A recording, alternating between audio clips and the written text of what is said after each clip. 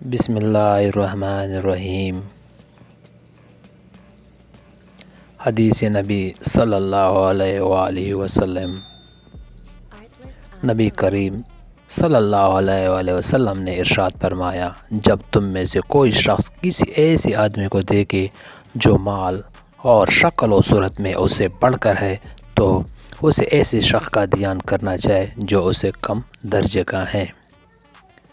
رسول اللہ صلی اللہ علیہ وآلہ وسلم نے فرمایا، اگر لوگ اذان اور صف اول کی فضیلت کو جانتے اور پھر قرآن دازی کے علاوہ کوئی چارہ کار نہ پاتے تو ان کے لیے ضرور قرآن دازی کرتے۔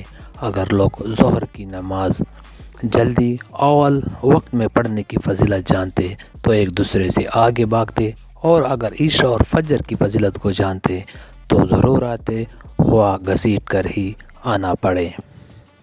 رسول اللہ صلی اللہ علیہ وآلہ وسلم نے ارشاد فرمایا، مومن کے لیے موت اس کے رب کی طرف سے تحفہ ہے۔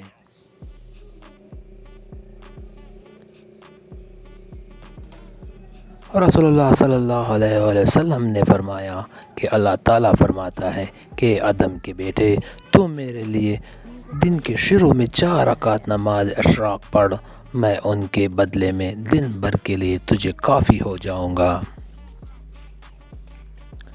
سیدنا سلمان فارسی رضی اللہ عنہ سے روایت ہے کہ رسول اللہ صلی اللہ علیہ وآلہ وسلم نے فرمایا، بلا شبہ تمہارے رب بہت حیا والا اور سخی ہیں۔ بندہ جب اس کی طرف اپنے ہاتھ اٹھاتا ہے تو اسے حیا آتی ہے کہ انہیں خالی لوٹا دے۔ حدیث نبی صلی اللہ علیہ وآلہ وسلم، موذن کی آواز کو جن و انس اور جو دوسری چیزیں سنتے ہیں وہ سب قیامت کے دن اس کے حق میں گواہی دیں گی۔ رسول اللہ صلی اللہ علیہ وآلہ وسلم نے ارشاد فرمایا، جو عورت اپنے شوہر کے تابعدار و مطیع ہو، اس کے لیے پرندے ہوا میں استغفار کرتے ہیں اور مچھلیاں دریا میں استغفار کرتی ہیں اور فرشتے آسمانوں میں استغفار کرتے ہیں اور درندے جنگلوں میں استغفار کرتے ہیں۔ رسول اللہ صلی اللہ علیہ وآلہ وسلم نے ارشاد فرمایا، جس نے خوف الہی سے گناہ چھوڑا اللہ تعالیٰ اسے راضی کرے گا۔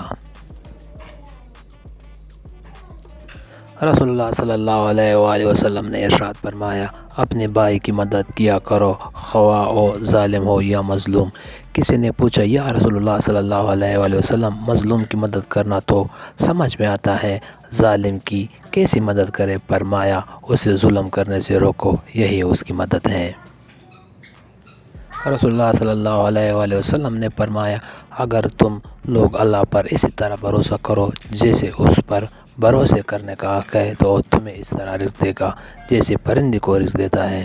وہ صبح گھونسلوں سے بھوکے روانہ ہوتے ہیں اور شام کو سیر ہو کر آتے ہیں۔